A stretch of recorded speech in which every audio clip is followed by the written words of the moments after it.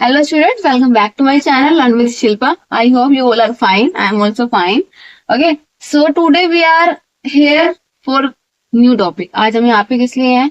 एक नए टॉपिक के साथ हैं जो क्या है? Interrogative pronoun. Interrogative means question. जो भी हम क्वेश्चन पुट करते हैं इसमें उससे रिलेटेड हमारे कुछ एग्जाम्पल्स देखने को मिलेंगे. और हम क्वेश्चन किससे पुट करते हैं उसको हम क्या बोलते हैं? WH family. क्या बोलते हैं? ओके तो ये WH फैमिली होती है हमारी, जिसमें W से कुछ वर्ड होते हैं और एक होता है H से भी.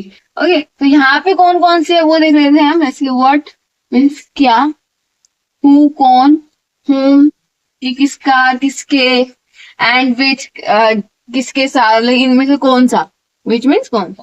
ठीक है ना, कि विच ऑफ दिस कौन सा चाहिए आपको. ठीक. सो एंड इंटेरोगेटिव, यहाँ पे एंड क्यों लगा वो भी हम एक क्लास में सीखेंगे जब हम एक टॉपिक आएगा हमारे साथ. N interrogative pronoun is use at the beginning of N interrogative sentence. कब यूज करते हैं? इंटेरोगेटिव सेंटेंस में, एक क्वेश्चन वाले सेंटेंस में हम इसका यूज करते हैं. And form a question. क्या करते हैं? क्वेश्चन को फॉर्म करते हैं.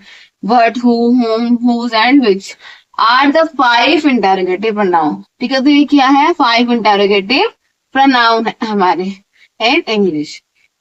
ये इसकी डिफाइन हो गई. Now come to the examples. So first of all what. What means क्या. What makes you happy. तुमको क्या खुश करता है ना. सब्जेक्ट की तरह यूज किया हमने इसका. यहाँ पे वर्ड क्या है? सब्जेक्ट. कि तुम्हें क्या खुश करता है. Like what does your father do. हम किसी से क्वेश्चन पुट कर रहे हैं. ऑब्जेक्ट ऑफ अ वर्ब कि तुम्हारे पापा क्या करते हैं. करने को वर्ब कहते हैं. सबको पता है क्रिया करना means verb. What is it about? कि ये किस बारे में है. So object of a preposition. Preposition होता है प्लेस को डिफाइन करना. तो ये किस चीज के बारे में? about what. तो ये preposition को डिफाइन करना है. यहाँ पे हम ये भी आपके लिए लिखा है कि हम किस चीज को रेफर कर रहे हैं. सब्जेक्ट को रेफर कर रहे हैं या ऑब्जेक्ट को रेफर कर रहे हैं. ठीक है. So these are the example of what. Next is who. Who means कौन. Who called you here? तुम्हें यहाँ पे किसने बुलाया. ठीक है ना. Who is the manager of the store? इस स्टोर का मैनेजर कौन है. तो हम ये पूछ रहे हैं यहाँ पे. ठीक है, तो ये दोनों किस पे वो कर रहे हैं? possess. ये कर रहे हैं दोनों possess हमारे सब्जेक्ट पे. Who called you? तुम्हें किसने कॉल की. Who is the manager of the store? इस स्टोर का मैनेजर कौन है. तो जितना हमें हिंदी से समझ में आएगा इसकी ट्रांसलेशन से, उतना ही इजी हमको लगेगा ये टॉपिक. इसलिए मैं आपको हर एक वर्ड की हिंदी बताने की कोशिश करती हूँ ताकि आप रिलेट कर सको, कंफ्यूज ना हो कि हम इंग्लिश इंग्लिश इंग्लिश ही करते रहेंगे. तो but try to speak in English. Without speaking we can't speak. बोलने की कोशिश करो तभी सीखेंगे. Okay next.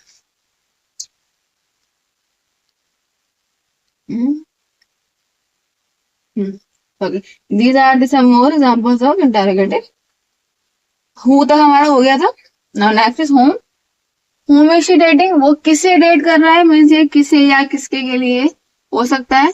इसके यहाँ देगा whom is dating. वो किसे डेट कर रहा है. Object of a verb. Whom have they called for this? उसने किसे कॉल करी इसके लिए. Whom is she living with? वो किसके साथ रह रहा है. ठीक है ना. So these are the examples of whom. क्योंकि बच्चे बहुत सारे कंफ्यूज होते हैं whom में और whose में. तो ये एग्जाम्पल्स आपके लिए है. मीन्स किसे या किसके.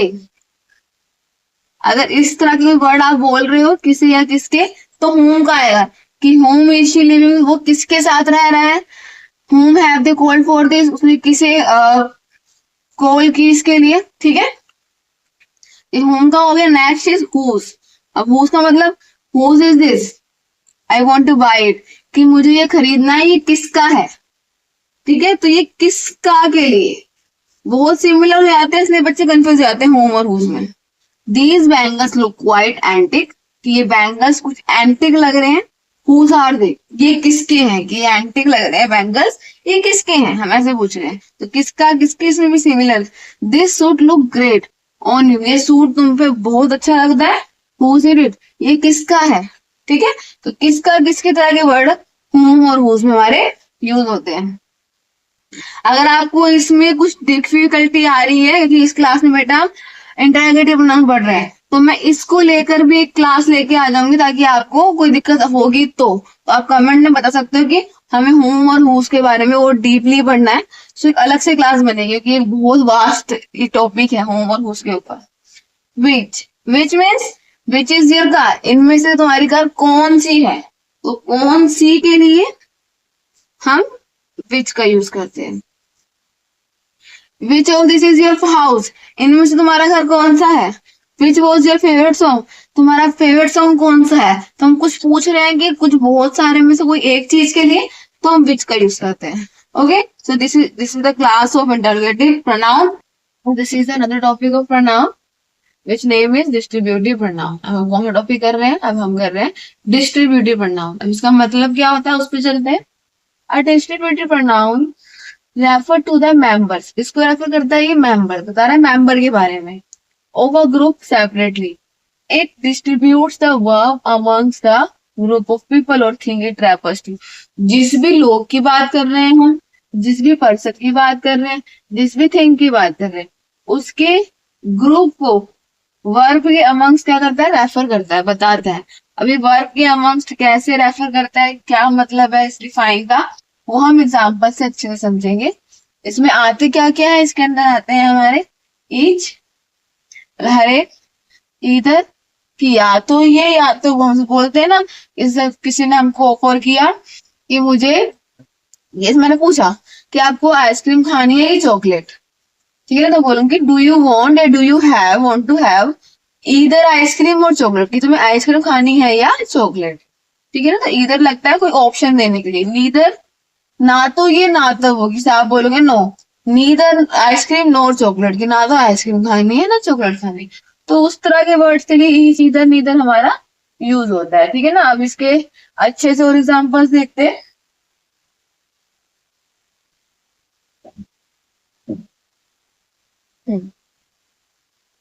यस, जैसे कि इसमें एग्जाम्पल विद पिक्चर दिया ताकि आपको अच्छे से, कि इधर नीदर में बच्चे बहुत फंसते हैं, बहुत कंफ्यूज होते हैं।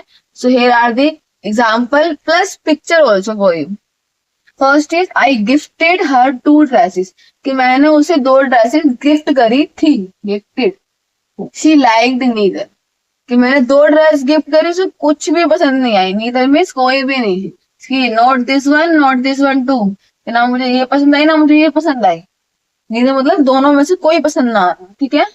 आई am looking forward to meeting each of you. अब इसमें क्या मतलब है कि आपकी मीटिंग कोई 2-4 मीटिंग है, जैसे यहाँ दिखा रखा है 2-3 मीटिंग है, और वो कह रहा है कि मैं देखने के, मतलब मैं इच्छुक हूँ, मैं खुश हूँ देखने के लिए, एक तरह से हर आप हर एक से मीटिंग, ईच ऑफ यू, कि मैं आपके हर एक बंदे से मीटिंग करने के लिए इच्छुक हूँ।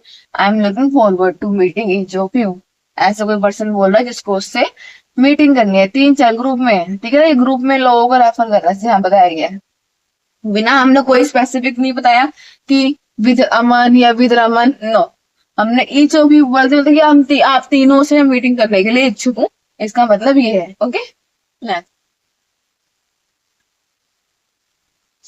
Next example, this is I have 2 extra bikes, कि मेरे पास 2 बाइक है extra, you can take either. जैसे कोई फ्रेंड आया है, वो पूछ रहा है कि ना मुझे बाइक चाहिए, तो कह रहा है मेरे पास 2 एक्स्ट्रा है, तो कोई भी ले ले, इधर मीन्स या तो ये ले ले या तो ये ले, 2-2 है मेरे पास, तो ठीक है ना। नीदर मीन्स कोई भी नहीं, इधर मीन्स कोई भी, ईच मीन्स हर एक से। तो हमको हिंदी पता होगी तो हम सेंटेंस अपने आप बना भी लेंगे और समझ भी लेंगे, इसलिए पहले हमको उसकी हिंदी पता होनी चाहिए। तो ईच, इधर, नीदर का मतलब आई होप कि आपको समझ में अच्छे से आ गया होगा। अगर नहीं भी आया है तो यहाँ पे विदाउट पिक्चर भी एग्जाम्पल्स मैंने लिए हैं बहुत सारे आपके लिए, let's see those.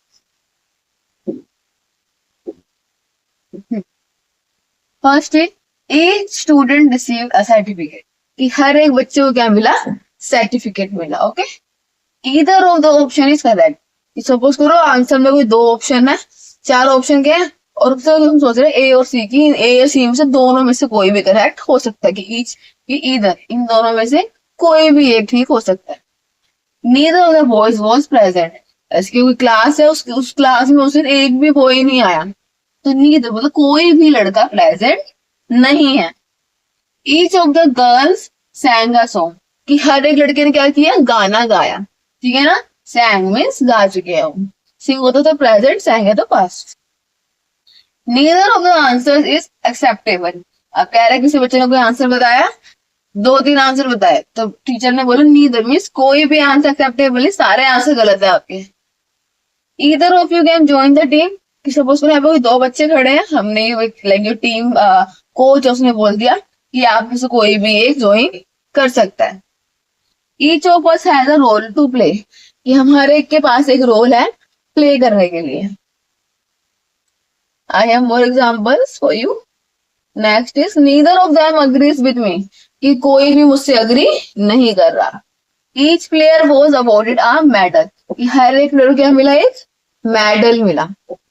Either side can win the match, अरे कोई भी, जैसे कोई मैच चल रहा है कंपटीशन, और पता नहीं चल रहा कौन जीतेगा, कह रहे कोई भी, इधर इनमें दोनों में से कोई भी जीत सकता है।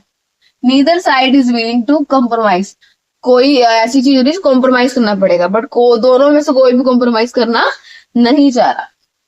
Each of the books is interesting, हर एक बुक क्या है, इंटरेस्टिंग है। इधर आंसर विल बी एक्सेप्टेबल, वही सेम चीज जो हमने पहले पढ़ी थी, वहां डिपेंड कर दिया बस सेंटेंस को, कि कोई भी एक आंसर एक्सेप्ट है, उसमें नीदर से नीदर लगा दिया, एक्सेप्टेबल है, कोई भी हम ले लेंगे, सारे आंसर हमें सही लग रहे हैं दोनों में। Neither of the solution is easy, अगर कोई भी सोल्यूशन क्या इजी नहीं है, सारे के सारे सोल्यूशन क्या है, मुश्किल है, समझ नहीं आ रहे। Okay, some more.